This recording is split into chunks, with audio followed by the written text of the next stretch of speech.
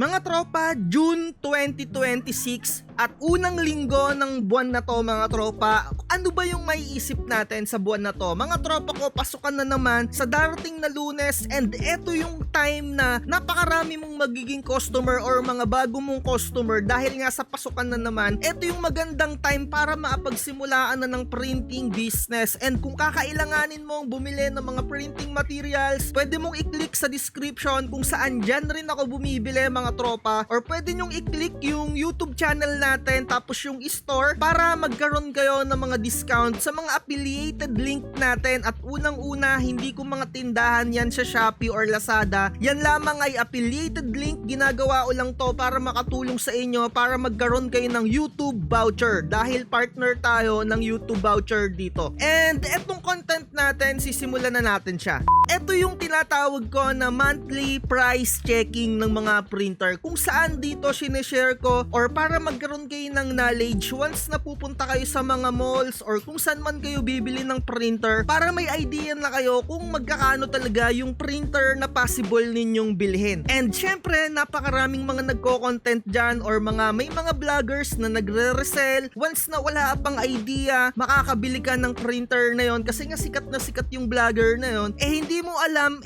napakamahal pala nung binibenta niya kasi hindi naman talaga siya distributor. Sila yung mga tinatawag na mga reseller ng printer. So binibili nila yung isang produkto ng normal or SRP tapos pinapatungan nila ng napakalaking tubo. So masasabi natin na skills naman talaga nila yon, or masasabi natin na ganun talaga yung pagninegosyo. Pero ikaw na kumikita lamang ng sapat at pinag-ipunan mo pa yung pambili mo ng printer, makakabili ka ng overpriced printer, 'di ba? So siguro naman na grade 1 ka, na grade 2 ka, kaya kailangan mong mag-research, alamin mo talaga yung tunay na presyo ng binibili mo. So unahin na lang natin etong lagi kong nakikita na talaga namang overpriced nilang binibenta or overpriced nilang nire-resell. Ito yung Epson 8050. Etong printer na to mga tropa, ito yung naging replacement sa pagkaka-phase out ng Epson 805. So eto, di hamak na napakabilis niyang mag-print kung ikukumpara mo dun sa pinakaunang version niya na Epson 805 nga. Yun nga lang, meron siyang mga negative feedback, and syempre hindi ko masasabi sa'yo kung possible mo rin na makuha yun. Meron tayong tsambahan na lang talaga sa unit mga tropa. Talagang ganyan yan. Kung mapachamba sa'yo na medyo defective yung unit, I highly recommend na ipawarranty mo na kagad yan kung hindi ka pa nagpipigment ink. Ayan talaga mga tropa. So ang presyuhan talaga neto, yung suggested retail price talaga neto, around 15,000 kung titignan ninyo sa mismong website ng Epson. Pero syempre kung sa online ka bibili, minsan yung mga store na nagtitinda dito, nilalagyan nila ng additional, syempre para yung mga kaltas na ibinabawas sa kanila kagaya ni Lazada or ni Shopee, ma-accommodate pa rin yung SRP. Kagaya na to, no, 16,000 dito sa GWPC etong printer na to. Pero pagdating sa Shopee, makikita ninyo may mga nagre-resell ng mga printer na to kasi napaka-rare or nagkakaubusan ng mga ganitong model. So nire-resell nila yan, makikita mo kung ano-ano yung mga caption na nilalagay nila. Eto, no, 24,500, eto 27,000 almost, no, 5 piso na lang. Eto, ganun din. So nakikita nyo yung pagkakaiba mga tropa, no. So sa Lazada 16,000 siya. So sa Shopee maraming mga nanguuto na mga nang re-resell, kaya mag-ingat-ingat kayo. Kailangan ninyong i-research kasi once na makita nyo yung isang sikat na vlogger at aakalain nyo ganun pala yung presyo, hindi naman pala ganun yung tunay na presyo, 'di ba? Kasi nga sikat sila, kaya nilang magpatong, 'di ba, ng mga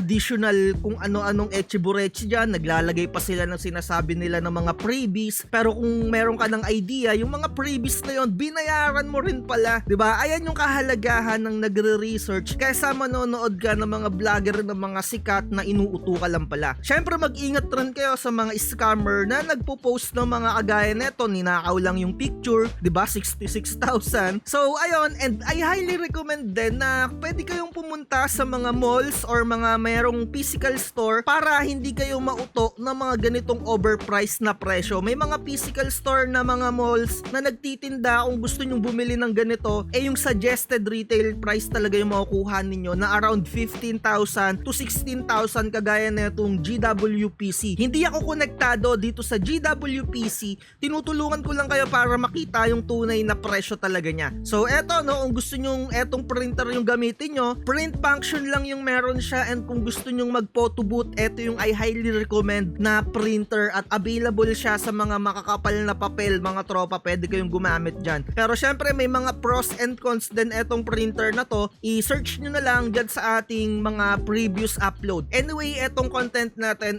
for price checking lang or price comparing, 'di ba? Ayan oh, makikita nyo napakaraming mga nanguuto dyan. Eto yung tunay na presyo niya, mabibili nyo siya, and kapag pumunta kayo sa mall, meron na kayong idea, 15,000, 16,000, tama pala si Sai TV. Inuuto lang pala ako ng vlogger na iba yon na ang mahal pala talagang magbenta. 'Di ba? Yun na yon mga tropa. And syempre, ito yung mga all-time favorite na kahit na yung mga established na yung printing shop nila, usually ito yung ginagamit nila for sublimation printing. Pang print ng mga sa ID lace, 'di ba? Pang print ng mga mugs. Ito yung usually na ginagamit nila, i-convert nila to into sublimation printer. Around 6,000 or yung pinaka-suggested retail price niyan, 5,000, mga ganyan. Kapag naka-sale sa online, makakabili ka nito ng around 4,000 pa. So sa Lazada, 6,000 siya, gamit lang kayo ng mga vouchers para makaless pa kayo. So tignan natin, compare natin sa Shopee, 6,000 din dito mga tropa. Ayan o, halos parehas lang, gamit lang kayo ng mga voucher dyan, or pwede kayong mag-avail dyan sa description natin, yung mga nagpa-pop up dyan sa screen natin para maagamit kayo ng YouTube voucher. So next natin, price check, etong Epson 3210, gamit kayo ng voucher,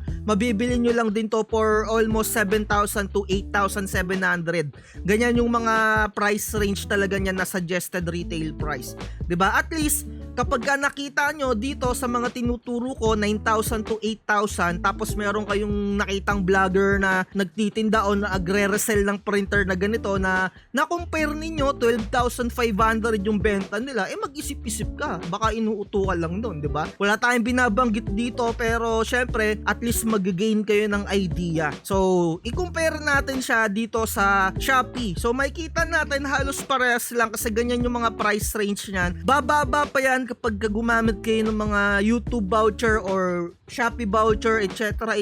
dyan, diba? Epson 3210 3-in-1 printer na siya. Pwede kang mag-Xerox dyan, print and scan. So, ayan yung pinaka-unang printer din na ginamit ko dito sa ating printing business. So, eto yung ngayon na gamit ko, Epson 5290. Eto pa rin talaga yung i-recommend ko kung yung price range na pinaka-presyo ng, alam nyo, yung pag magsisimula kayo ng negosyo, medyo around 11,000 to 12,000, makakabili na kayo neto. I-timing nyo lang sa pagka-sale. Ako kasi nabili ko dito sa Lazada, 11,000 lang. Talagang smooth na smooth, eto yung gamit ko. Pero hindi naman siya ganun kabilisan mag-print. Pero yung pakonti-konti na magpapaprint sa'yo, okay na yan, ma-accommodate na yan. Syempre kung ano yung budget mo, ayun lang yung ibibigay sa'yo na specs na talagang upward mo lang. Kasi ako mga tropa, hindi ako fanatic ng mga brother printer kahit nasabihin natin na mabibili silang mag-print. Ako kasi tumitingin ako sa longevity ng printer, kung paano ko siya ma-maintenance ng napakadali. Doon ako tumitingin. Kaya kung i-compare ninyo yung brother sa Epson, kung kahit mabilis mag-print yung brother, sa Epson pa rin ako kasi napakadali ng maintenance niya. Kahit wala kang idea, kahit hindi ka nag-grade 4, basta marunong kang maggamit ng screwdriver, mabubuksan mo yung printer na yan.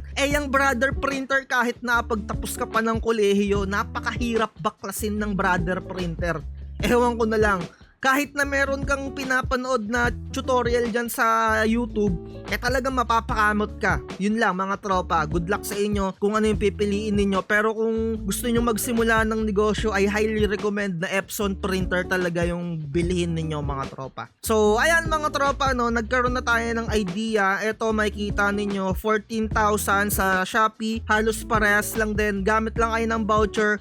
Kung meron kayong mga nakikita higher than 14,000, malamang sa malamang inuutulan kayo ng mga shop na yon. Kaya mag-ingat-ingat kayo, huwag kayong magpapadala sa mga freebies na sinasabi nilang mga Poncio Pilato na yan, 'di ba? So eto no mga tropa, kung medyo talagang tight na tight yung budget ninyo at gustong gusto nyo magsimula ng printer, eto naman yung maire-recommend ko sa inyo. Super lagi itong nagsisale, Canon PIXMA G1010. Meron akong subscribers or followers sa YouTube, lagi siyang bumibili ng mga produkto, nagpapa-discount siya. Kasi kapag bibili kayo sa Shopee, tapos ipapadaan nyo sa YouTube ko mga tropa, kapag bumili kayo doon, magkaaroon kayo ng YouTube voucher. Nakita nyo naman no, 3,000 lang niyang nabili etong Canon PIXMA G1010 and nire-resell to nung tropa natin. So kung magsisimula kayo tapos 3K lang yung budget ninyo, pwede nyo akong i-message and timingan nyo na naka-sale, ibibigay ko sa inyo yung link kung saan kayo makakabili ng ganitong super mura lang mga tropa. Pwede na to sa mga makakapal na papel mga tropa, pwede ka nang mag-print function lang tong Canon G1010 and syempre kalaunan kapag medyo kumikita ka na, pwede ka nang bumili ng other printer para dalawa na yung printer mo dyan. Kasi nga sa printing business, walang printer na isang printer lang yung ibibigay na lahat yung pinaka needs mo. Walang ganon mga tropa. Ako meron ako ditong dalawang printer, isang pigment at isang dye ink. Yung dye ink ko, pinang-print ko rin siya ng mga pictures and documents, and yung pigment ko, ayun naman yung sa mga stickers and mga iba ko pang mga binibenta-benta dito na mga kinaka-craft natin. Walang printer na isang pirasong printer yung maibibigay na lahat ng needs mo. Walang ganon mga tropa. It's either magdadagdag ka ng printer or mag-upgrade ka ng panibagong printer mga tropa. Ganun talaga sa printing business. So sana nagkaroon na kayo ng mga idea para hindi kayo mauto ng mga kung sino-sino dyan. So sa mga gustong mag-avail ng mga template natin, pwede nyo akong i-message dito. Meron tayong tinatawag na one-time payment cloud server, including na rin dito yung mga printing application na gagamitin mo for printing business kagaya ng Photoshop or mga latest na Microsoft Word mga tropa. Super complete na to. Pwede nyong basahin yung mga feedback ng mga nag-avail sa akin. Bisitahin nyo lang yung Facebook page natin. So ayun na lang mga tropa, dito na natin tapusin yung content natin. Again, salamat sa lahat ng mga sumusuporta. Lagi ko sinasabi sa inyo, research is the key at wag na wag magpapauto. Bye-bye. Huwag kang magpapauto, mag-isip ka sa pilian. Sa laro ng buhay, dama ang tampo.